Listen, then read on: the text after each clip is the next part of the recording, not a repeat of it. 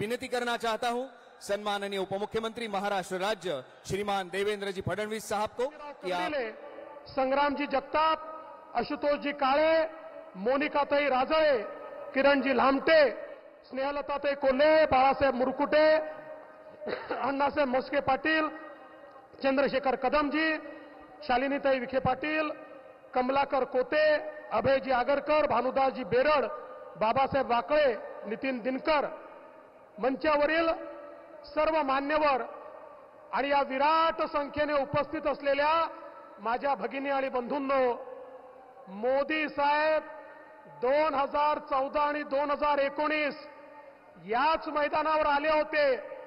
दोन्ही सभांना मी उपस्थित होतो, पण मी निश्चितपणे सांगू शकतो या दोन्ही सभांचा रेकॉर्ड आजच्या सभेने मोडलेला आहे.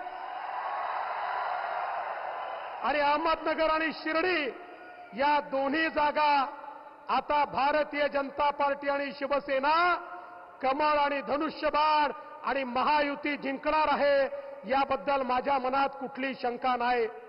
मगाशी सुजयनी सांगितलं खरंय. आता या ठिकाणी पुण्यश्लोक अहिल्यादेवी होळकरांचा जिल्हा आहे, त्यामुळे महाराष्ट्र सरकारने या जिल्ह्याचं नाव अहिल्यानगर करण्याचा निर्णय घेतलाय. आणि आता तिसऱ्यांदा मोदी साहेब ज्यावेळी देशाचे प्रधानमंत्री होतील त्यांचा आशीर्वाद मिळेल आणि हे अहिल्यानगरच होईल, हा विश्वास या निमित्ताने मी व्यक्त करतो. मोदी साहेबांची जादू बघा. माझ्या जन्माच्या आधी सुरू झालेला निळवंडे मोदी साहेबांच्या आशीर्वादानं पूर्ण झाला आणि शेतकऱ्यांना पाणी मिळतंय. आणि आज तुम्हाला हे सांगण्याकरता उभा आहे की या ठिकाणी बाळासाहेब विखे पाटील साहेबांनी जे स्वप्न बघितलं होतं आणि विशेषतः पाणी परिषदेच्या माध्यमातून जे काही वाहून जाणारं पाणी आहे ते नगरमध्ये आणून नगर, नाशिक आणि मराठवाडा यांच्यातला वाद मिटवून संपूर्ण दुष्काळी भागाला पाणी मिळालं पाहिजे, त्याची तयारी आपल्या युतीच्या सरकारनं केली आहे. आणि मला विश्वास आहे एकदा मोदीजी तिसऱ्यांदा प्रधानमंत्री झाले की हे पाणी आपल्यापर्यंत पोहोचणार आहे.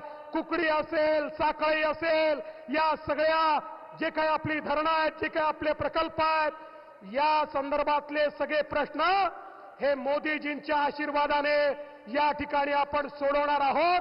आणि या जिल्ह्यातला दुष्काळी भाग हा जलमय करण्याचं काम येत्या 5 वर्षामध्ये युतीचं सरकार हे मोदीजींच्या आशीर्वादानं या ठिकाणी करेल. आज आपण पाहू शकतो 4 प्रमुख महामार्ग देशातले हे आता नगरशी जोडण्यात आले आहेत. आता देशातलं एक महत्वाचं शहर म्हणून, जिल्हा म्हणून नगरकडे पाहिलं जात आहे.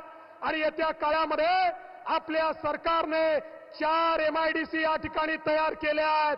आणि या MIDC मध्ये मोदी साहेबांच्या आशीर्वादानं येत्या काळात एवढ्या मोठ्या प्रमाणात उद्योग येतील की आमच्या जिल्ह्याच्या, आमच्या सगळ्या युवकांच्या हाताला काम मिळेल. आणि हा जिल्हा देखील औद्योगिक जिल्हा म्हणून या ठिकाणी आपल्याला पाहता येईल.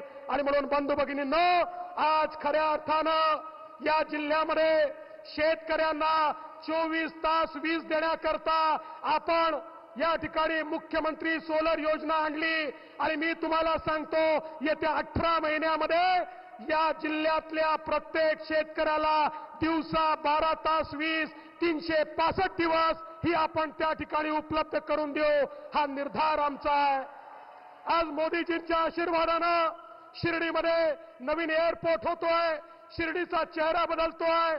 एकीकडे नगरचा चेहरा बदलतोय, शिर्डीचा चेहरा बदलतोय आणि महाराष्ट्रातलं एक आधुनिक शहर, पण त्याच वेळी छत्रपती शिवाजी महाराज आणि राजमाता अहिल्याबाई यांच्या पुनीत इतिहासाने पावन झालेला हा जिल्हा आहे. त्यामुळे या जिल्ह्याच्या विकासाकरता निश्चितपणे आम्ही सगळे प्रयत्न करू. आपल्याला एवढीच विनंती आहे, या नगरमधनं सुजय विखे पाटील यांच्यासारखा तरुण आणि शिर्डीमधनं अनुभवी असलेले आमचे सदाशिव लोखंडे यांना आपण निवडून द्या, एवढीच विनंती करतो आणि माझं बोलणं संपवतो.